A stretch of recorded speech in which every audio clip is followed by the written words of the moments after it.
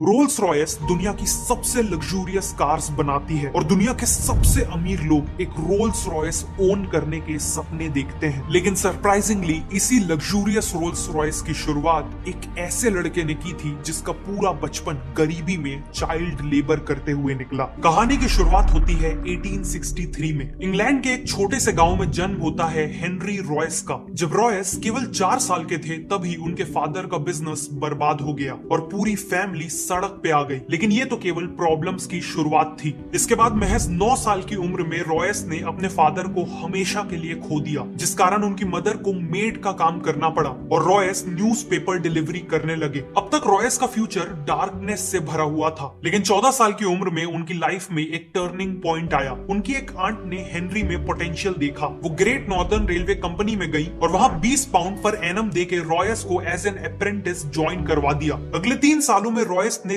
दिन रात एक कर दिए। दर्जनों बुक्स पढ़ के और फैक्ट्री में प्रैक्टिकली काम करके कारपेंट्री, मैथ्स और सबसे इंपॉर्टेंट इलेक्ट्रॉनिक्स का काम सीखा। 17 साल की एज तक वो एक फुली केपेबल मैकेनिक बन चुके थे। 21 साल की एज आते तक वो मैक्सिम वेस्टर्न नाम की कंपनी में एज एन इंजीनियर काम कर रहे थे, लेकिन फाइनेंशियल डिफिकल्टीज के चलते ये कंपनी बंद होने वाली थी। ऐसे में रॉयस के पास कई और कंपनीज में जॉब लेने का ऑप्शन था, लेकिन उन्होंने अपनी खुद की इलेक्ट्रिकल इंजीनियरिंग कंपनी खोलने का फैसला लिया। उन्होंने अपनी 20 पाउंड की सेविंग्स यूज की और मैनचेस्टर में एक छोटे से ऑफिस स्पेस से शुरुआत की एफएच रॉयस एंड कंपनी की। उन्होंने अपने एक दोस्त अर्नेस्ट क्लेरेमोंट को एज अ पार्टनर भी ज्वाइन करा लिया। कई और कंपनीज में जॉब लेने का ऑप्शन था। कई और कंपनीज में जॉब से सुइंग मशीन रिपेयर करना, इलेक्ट्रिकल फिटिंग्स करना वगैरह। लेकिन फिर रॉयस ने देखा कि टाइम के साथ साथ इलेक्ट्रिकल लाइटिंग्स और फिटिंग्स की डिमांड बहुत बढ़ती जा रही है। इसीलिए उन्होंने आर्क लैंप्स, बल्ब होल्डर्स और इलेक्ट्रॉनिक डोर बेल की मैन्युफैक्चरिंग का काम चालू कर दिया और इसी काम ने कंपनी की किस्मत बदल दी। ईयर 1900 तक कंपनी की सेल्स 20,000 पाउंड्स क्रॉस कर गई थी। 38 की एज में रॉयस की एक फैमिली थी और वो एक बहुत बड़ी फैक्ट्री बिल्ड करने का प्लान कर रहे थे। सब कुछ अच्छा चल रहा था कि तभी कहानी में एक ट्विस्ट आता है। 1901 में जर्मन और अमेरिकन कंपनीज ने ब्रिटिश इलेक्ट्रॉनिक्स मार्केट में एंट्री ले ली। कंपटीशन एकदम से बढ़ गया और इलेक्ट्रॉनिक्स इक्विपमेंट के प्राइसेस काफी गिर गए। पूरी कोशिश के बाद भी रॉयस का बिजनेस क्रैश करने लगा और इतनी मेहनत से बनाए हुए बिजनेस को फेल होते देख रॉयस की फिजिकल और मेंटल हेल्थ तेजी से खराब होने लगी। जब रॉयस ने डॉक्टर को कंसल्ट किया तो उन्हें एक सिंपल एडवाइस मिली। ठीक होने के लिए रॉयस को फ्रेश एयर में रहने की जरूरत थी। साथ में उन्हें एक कार खरीदने की सलाह दी गई ताकि वो अपनी बॉडी को बिना स्ट्रेन दिए ट्रैवल कर सके। रॉयस ने एक वेकेशन लेके खुद को ठीक किया और फिर डेकोविल नाम की एक फ्रेंच मेड कार भी खरीद ली। ये कार काफी आवाज करती थी, ब्रेक्स इनइफेक्टिव थे और ओवर हीटिंग जैसी प्रॉब्लम्स भी थी। हेनरी जैसे परफेक्शनिस्ट के लिए ये कार बिलो स्टैंडर्ड थी, इसीलिए उन्होंने डिसाइड किया कि वो इस कार में माइनर मॉडिफिकेशंस करेंगे। लेकिन जाने अनजाने उन्होंने कार को पूरी तरह ही रीडिजाइन कर डाला। ये रीडिजाइन कार ओरिजिनल डेकोविल कार से काफी सुपीरियर थी और यहीं से रॉयस को कॉन्फिडेंस आया कि वो अपनी खुद की कार्स बिल्ड कर सकते हैं और इवन कार्स का बिजनेस भी कर सकते हैं। उन्होंने एक छोटी सी टीम असेंबल की और अपनी नई कार को डिजाइन करना चालू कर दिया। सभी पार्ट्स की ड्रॉइंग्स बन जाने पर उन्हें वर्कशॉप में कास्टिंग के लिए भेज दिया गया। इवेंचुअली रॉयस की 10 हॉर्स पावर और 2 सिलेंडर्स वाली एक कार शेप लेने लगी और ऑलमोस्ट हर एस्पेक्ट जैसे क्वाइटनेस, लाइटनेस, ड्यूरेबिलिटी और रिलायबिलिटी में ये कार हर मौजूदा कार से बेटर थी। 1 अप्रैल 1904 को इसे सबसे पहले रोड टेस्ट किया गया और अपने पहले ही टेस्ट में इसने करीब 50 किलोमीटर का डिस्टेंस तय किया बिना किसी प्रॉब्लम के।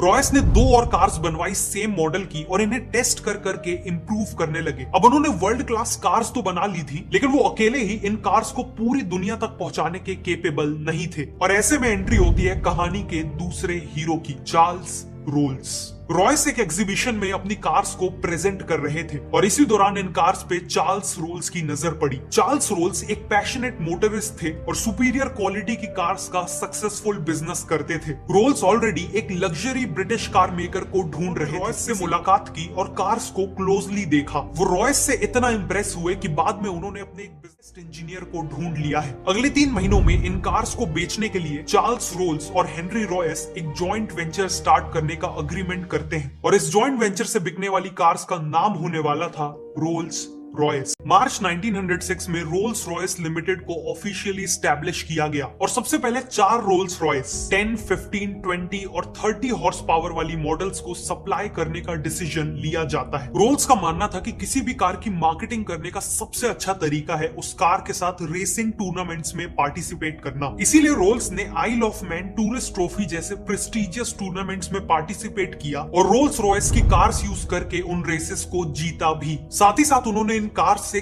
कई नए स्पीड रिकॉर्ड्स भी बनाए। इन सब से रोल्स रॉयस ऑलरेडी एक ग्रेट कार कंपनी की तरह सक्सेसफुल कार का आना बाकी था। ईयर 1906 के एंड में रॉयस ने 40 और 50 हॉर्स पावर और 6 सिलेंडर्स के साथ एक मॉडल लॉन्च किया। इसकी बॉडी का कलर सिल्वर था और यह चलाने में बेहद स्मूथ और साइलेंट थी, बिल्कुल एक गोस्ट की तरह, और इसीलिए इसका नाम सिल्वर गोस्ट रखा गया। कार को मार्केट करने के लिए रोल्स ने 24,000 किलोमीटर का एक इंड्योरेंस टेस्ट प्लान किया, जिसमें सिल्वर गोस्ट को संडेज को छोड़कर 2.5 महीनों तक दिन और रात के लिए लगातार चलाया गया और 24,000 किलोमीटर का डिस्टेंस कवर किया गया। सिल्वर गोस्ट ने बिना किसी इशू के ये टेस्ट पास भी कर लिया। इसके अलावा रोल्स ने कई डेमोन्स्ट्रेशंस ऑर्गेनाइज किए जिसमें उन्होंने सिल्वर गोस्ट को विस्पर टेस्ट से गुजारा। इस टेस्ट में वो कार के बोनट के ऊपर एक कॉइन को बैलेंस करते हुए उसे बिना गिराए चलाते थे, जिससे प्रूव होता था कि ये कार एक्सट्रीमली स्मूथ है। इन्हीं स्ट्रेटेजी से सिल्वर गोस्ट चारों तरफ best car in the world की तरह पॉपुलर हो गई और ये उस समय के किंग्स, क्वींस और इंडस्ट्री लीडर्स की फर्स्ट चॉइस बन गई। रोल्स और रॉयस की पार्टनरशिप का डिसीजन एक मास्टर स्ट्रोक साबित हुआ था। उन्हें हर तरफ से सक्सेस मिल रही थी कि तभी एक भयानक हादसा हो गया। कार्स के साथ साथ चार्ल्स रोल्स एविएशन के लिए भी काफी पैशनेट थे। 12 जुलाई 1910 को वो राइट फ्लायर नाम का प्लेन उड़ा रहे थे। फ्लाइट के दौरान एयरक्राफ्ट का टेल सेक्शन टूट गया और प्लेन 100 फीट की ऊंचाई से क्रैश कर गया। इस हादसे में 32 साल के चार्ल्स रोल्स ने अपनी जान गंवा दी। अनफॉर्चुनेटली एयरप्लेन एक्सीडेंट्स में जान गंवाने वाले वो ब्रिटेन के पहले इंसान बने। इस हादसे ने रॉयस को डीपली इंपैक्ट कर दिया था। वो इस लॉस से उभरने की कोशिश कर ही रहे थे कि 1911 में उन्हें एक और झटका मिला। उनकी हेल्थ तेजी से खराब होने लगी और डॉक्टर्स ने बताया कि उन्हें बॉल कैंसर है। उनका एक मेजर एयरप्लेन एक्सीडेंट्स में जान गंवाने वाले वो ब्रिटेन कहा कि वो केवल 3 महीने ही जी पाएंगे। इस हालत में भी रॉयस बेड से ही सिल्वर घोस्ट के डिजाइन और इंजीनियरिंग को इम्प्रूव करते रहे और फिर एक मिरेकल हुआ। देखते ही देखते 3 महीने बीत गए और रॉयस ने 100% रिकवरी अचीव कर ली। वापस आने के बाद रॉयस ने सिल्वर घोस्ट में मेजर इंप्रूवमेंट्स किए। ग्राउंड क्लियरेंस बढ़ाया गया, सस्पेंशन को इम्प्रूव किया गया और शैसीज को भी स्ट्रॉन्ग बनाया गया। इसी दौरान रोल्स रॉयस ने देखा कि कार्स के बोनेट पे पर्सनलाइज मैस्कॉट्स लगाने का एक ट्रेंड चला है, लेकिन कंपनी चिंता में थी कि लोग इनएप्रोप्रिएट मैस्कॉट्स लगा रहे हैं जिससे रोल्स रॉयस की इमेज नेगेटिवली इंपैक्ट हो सकती है। इसीलिए उन्होंने खुद का मैस्कॉट डिजाइन करवाया। इनके मैस्कॉट में एलिनोर थॉर्टन नाम की ब्रिटिश एक्ट्रेस और मॉडल को यूज किया गया है। ये स्कल्पचर एक वुमेन को आगे की ओर लीन करता दिखाता है। उनके हाथ पीछे की ओर स्ट्रेच्ड हैं और उनके ऊपर तेज हवा पड़ रही है। ये मैस्कॉट एक सेंस ऑफ ग्रेस, फ्रीडम और स्पीड को सिंबलाइज करता है। इसका नाम है स्पिरिट ऑफ एक्सटेसी। एक्सटेसी का मतलब है ओवरवेलमिंग हैप्पीनेस। इन सभी इंप्रूवमेंट्स के चलते रोल्स रॉयस की सेल 1913 तक उनका प्रॉफिट 90,000 पाउंड से भी ज्यादा हो चुका था और ब्रांचेस को इंटरनेशनली एक्सपैंड करने के भी प्लान्स थे। लेकिन फिर से कुछ ऐसा हुआ जिसने रोल्स रॉयस को ऑलमोस्ट बर्बाद कर दिया। World war 1। 1914 में वर्ल्ड वॉर 1 की शुरुआत हुई, लेकिन रोल्स रॉयस इसके लिए तैयार नहीं थी। वॉर के कारण इकोनॉमी क्रैश हो गई, जिसका इंपैक्ट सबसे ज्यादा रोल्स रॉयस जैसी लग्जरी कार कंपनीज पे पड़ा। सेल्स क्रैश कर गई और कंपनी को एम्प्लॉयज को फायर करना पड़ा। सभी को लग रहा था कि रोल्स रॉयस वॉर को सरवाइव नहीं कर पाएगी, लेकिन रॉयस के दिमाग में कुछ और ही प्लान्स थे। रॉयस ने मिलिट्री अथॉरिटीज से मीटिंग की, जिसके बाद उन्हें रियलाइज हुआ कि वॉर में रिलायबल और हाई परफॉर्मेंस वाली गाड़ियों की सख्त जरूरत है। इसीलिए रोल्स रॉयस ने सिल्वर घोस्ट को मॉडिफाई करके एक आर्मर्ड कार में बदल दिया। कार की बॉडी में 8 मिलीमीटर मोटा आर्मर लगाया गया। एक रिवॉल्विंग टरेट भी लगाया गया जिसमें एक मशीन गन फिट की गई। इस कार को मिडिल ईस्ट के हार्श डेजर्ट रीजन्स में ऑपरेशंस कंडक्ट करने के लिए यूज किया गया। प्लस इनका यूज स्पाइंग मिशंस के लिए भी हुआ। ऑल्सो क्योंकि सिल्वर घोस्ट चलाने में काफी स्मूथ थी, वो किसी वुंडेड सोल्जर को कैरी करने के लिए भी बेस्ट व्हीकल थी। इसीलिए कई सिल्वर घोस्ट को वॉर एम्बुलेंसेस की तरह मॉडिफाई कर दिया गया। इनमें स्ट्रेचर्स, मेडिकल इक्विपमेंट्स और नर्सेस के लिए सफिशिएंट स्पेस बनाई गई और नाइट टाइम मिशंस के लिए इलेक्ट्रिक लाइटिंग्स फिट की गई। इन एम्बुलेंसेस ने हजारों जिंदगियां बचाई। फाइनली अपनी लग्जरी फीचर्स के कारण वॉर के दौरान रोल्स रॉयस कार्स को high ranking officers diplomatic missions और किंग मैसेंजर्स के द्वारा भी यूज किया गया। मिलिट्री के साथ क्लोजली काम करते वक्त रोल्स रॉयस को रियलाइज कार्स को high ranking officers, diplomatic missions और किंग मैसेंजर्स के द्वारा भी यूज किया गया। मिलिट्री के साथ क्लोजली काम करते वक्त रोल्स रॉयस को रियलाइज हुआ कि ब्रिटिश एयरफोर्स अपने एयरप्लेन इंजन्स के लिए फ्रेंच कंपनीज पे हेविली डिपेंडेंट थी और गवर्नमेंट डेस्परेटली चाहती थी कि कोई ब्रिटिश कंपनी ही उन्हें इंजन सप्लाई करे। इसी अपॉर्चुनिटी को देखते हुए रोल्स रॉयस ने एरो इंजन मैन्युफैक्चरिंग में एंट्री ले ली। रॉयस ने खुद एरो इंजन